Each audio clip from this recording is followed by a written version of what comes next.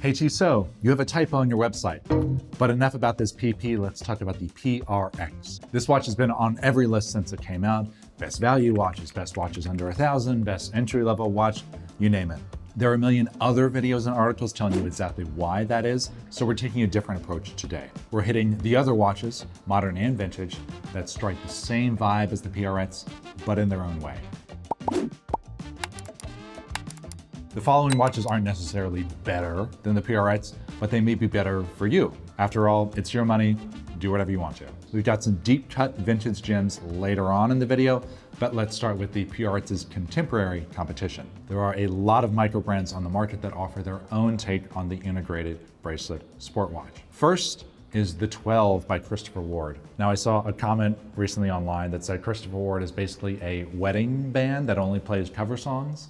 That's funny, but not entirely true anymore, especially now that they have the Bel Canto and their Aventurine watches, but it is true for the 12. To be fair, Christopher Ward is very upfront that this watch is heavily inspired by other integrated bracelet sport watches, and to be honest, so are a lot of other watches on this list. The 12 is around $500 more expensive than the PRX, and the 12's power reserve is less than half of that of the PRX. So a lot of that markup comes from the sharp design touches across the hands, dial, and case. The watch was designed by the same person that did the Chopik Antarctique, which typically retails between $20,000 and $25,000. That's a strong pedigree, but for approximately $1,200, you'll need to decide if those details that make the 12 distinctive are enough to justify that price jump. Next up is the Manhattan by Maen. Maen was founded in 2017 by two Dutchmen, and they've been creating affordable, vintage-inspired watches ever since. The Manhattan is their take on this category, and you have a 37mm version and a 39mm ultra thin.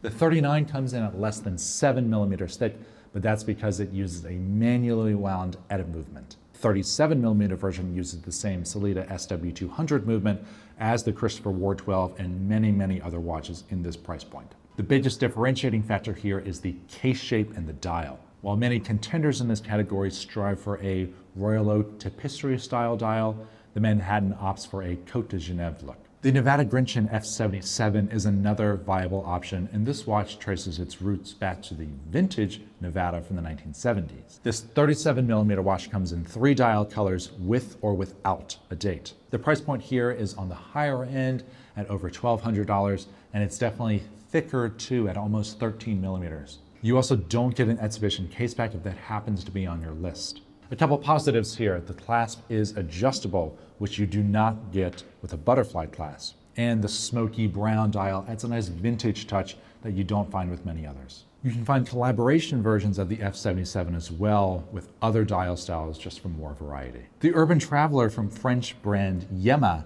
is a 39mm watch that comes in at just under $900 and offers an in-house movement with a 42-hour power reserve. What you see is what you get here, so again, you're mainly paying attention to which design speaks to you most. The last two micro brands are personal favorites of mine because they feel distinctive to their respective brands and to a particular time period. The Brew Metric is a super 70s watch in either a metric quartz chronograph setup or a time-only automatic. Now the stainless steel automatic has lonely sold out, but the murdered out PVD all black version is still available. Two great things about these watches is that they dare to be different and they're cheaper than the PRX as well. The final micro brand on this list is the Autodromo Group B. This watch is inspired by the dashboards of 1980s Group B rally cars, so whether you're an automotive fan or you like that heavy 80s aesthetic, this watch is for you. This watch uses some titanium components for a lighter feel on the wrist, and if you look closely, the varying brushed and polished finishes are nicely executed. Price-wise, the Autodromo comes in at just under $1,000. We've got two major brands to hit before we move on to the vintage options. The first of these is the Citizen Tsuyosa. The price here is definitely an advantage as the Citizen sells for under $350. But with that low price comes some compromises in quality. For example, the Tsuyosa only has 50 meters of water resistance, and while there is a display caseback, there is really zero movement finishing. The 40-hour power reserve is, like many others on this list, half of what the PRX offers. And in terms of design, the Citizen seems to find its inspiration with Rolex instead of Patek Philippe or Audemars Piguet. You have a range of dial colors that are very reminiscent of the Oyster Perpetual. The date window with the Cyclops magnifier is decidedly Datejust, and the bracelet reminds me quite a bit of a President bracelet. All that said, if you're on a tight budget, this is a viable option. Our most expensive option by far is the Tudor Royal. Tudor is of course known best for their diving watches like the Black Bay and Pelagos collections, so the Tudor Royal is not a watch that you see or hear about often. This is the dressiest option of the bunch, and the build quality is the best as well. It is Tudor after all. You have a lot of options in terms of size, dial color, and there are even day and date versions, but the Tudor Royal starts at around $2,500. And it's not 3 or even 4 times better than the PRX. Before we move on to the vintage stuff, I want to quickly shout out another possible solution. If you like the PRX and if it checks off a lot of boxes on your list, but you don't want the same watch as everyone else, there are services out there that do modified or customized dials. Now, normally I wouldn't recommend tampering with a watch, but for something fun and affordable like this, I say go for it. Let's talk vintage. We've got a handful of styles from great brands that you can find for cheap online. As always, do your homework before to ensure that the watch is in good working order and as original as possible. We've got a full video on how to shop for vintage if you'd like to learn more. With vintage watches, you lose the modern conveniences of water resistance, high power reserves, and luminescent hands and hour markers, but what you gain is history, brand name, and the character that only comes with age. First up, Omega. Omega did their own stainless steel integrated bracelet watch back in the 70s. These are a little tough to track down and the reference numbers are a little all over the place, but if you go on Chrono24 and type in Omega Geneve 166, that will be enough to get you started. The case architecture is super sharp and there are diver versions out there as well, and you can find some in the same price range as the PRX. Also from Omega is the Constellation. Now there are several eras of this watch and the design changes drastically from one time period to the next. The original pipe hand dial versions are very attractive and a great value, but they're not that similar to a PRX. Gerald Genta, the man who would later create the category of integrated bracelet sport watches with the Patek Philippe Nautilus and the AP Royal Oak, also designed the C-shaped Omega Constellation in the late 1960s. These can be found for well under $1,000 on Chrono24. The Manhattan Constellation is aesthetically the closest to the PRX, but the design can be a little divisive. You have a small variety of styles and sizes here with some pretty cool dial textures included. Prices for these start around $1,000 to $1,300. Let's touch quickly on a few personal favorite watches, which are simply weird little 1970s things from brands like Longines or Certina.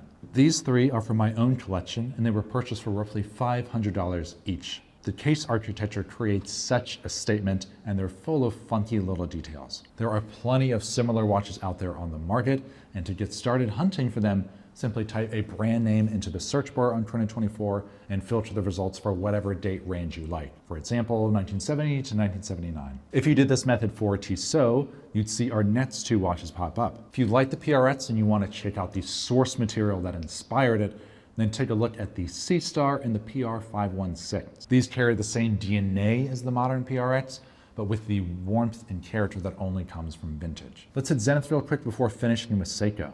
Zenith was really onto something in the 1970s. We've got super angular cases and fume dials that really speak to the era. In particular, check out the Defy line, the Surf line, and there are some additional examples if you search vintage Zenith Pilot watches. The Defy watches are more expensive, but you can find some great ones for under $2K. The Surf and the Pilots you can easily find for under $1,000. Let's wrap this up with Seiko. As always, Seikos are great because they're well built with in-house movements, they're easy to repair, and they're affordable. The Seiko Lord Matic, great name, is a nice place to start because you have a wide variety of dials to choose from. Many of these have kanji date windows, and you can scoop them up with their original bracelets as well. If you're willing to spend just a little more, I urge you to check out vintage Grand Seiko. This is easy as typing in Grand Seiko and searching from low to high. You'll see plenty of affordable watches with super sharp case angles that form Grand Seiko's grammar of design established by Tano Tanaka. If you're a fan of Japanese watchmaking, then you're gonna like these. The last watches to mention today, and we've saved a deep cut for last, are Credor watches. Credor is an offshoot of the Seiko brand, and it's good for those that want the same build quality that you get with Seiko, but in a more niche package. You've got some cool quartz options if you like, but also plenty of mechanicals in the $1,000 to $2,000 range. These are full of thoughtful details, and you have options for integrated bracelets and complication versions. So what do you think? Is the PRX really the best watch for the money? Would you prefer one of these that we mentioned, or do you have another idea of your own? Your input really completes these videos. I'm Time and Central from 2024 in New York. Thanks for watching, and we'll see you next time.